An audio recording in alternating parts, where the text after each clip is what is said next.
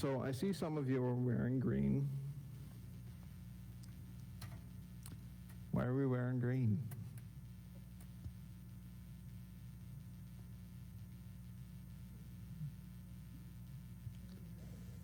Getting ready for St. Patrick's Day. So who was St. Patrick?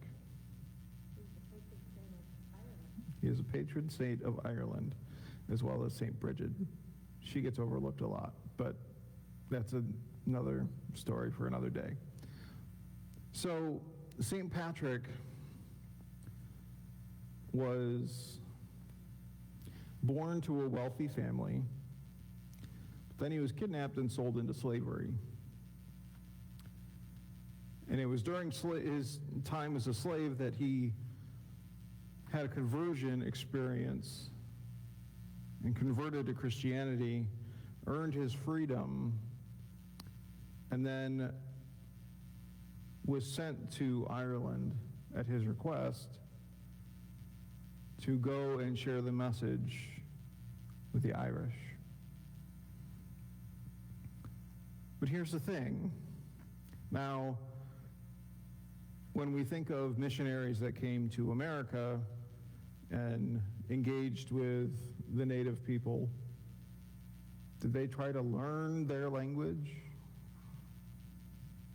No. No, we forced them to learn English or French or Spanish. St. Patrick learned the Celtic language and engaged with them. He built relationships with them. Cultural anthropologists would say he immersed himself in their lives. He learned their customs. He learned why they did things the way that they did. And that gave him an opportunity to share this message of Christ. And to do so without dishonoring their past. And there was a book called The Celtic Way of Evangelism that I read in seminary, and I would invite you to read it. It's very interesting. But of note, there's this one anecdote about the story about this church in Oklahoma. It was a United Methodist Church. They'd been serving those struggling with addiction in all forms. Alcohol, drugs, gambling. They had this service one day. This biker gang rolled into town and they loudly entered the church. And the pastor said, "Have a seat. Everybody's welcome."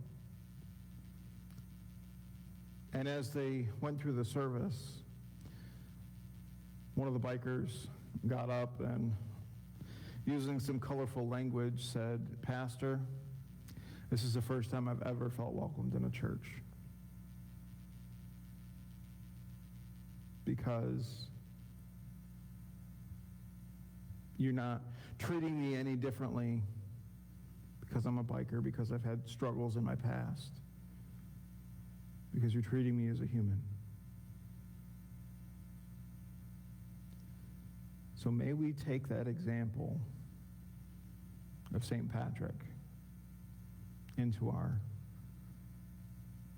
own lives and into our own practice of faith. And if you hate snakes, this is a good excuse. You can drive away the snakes.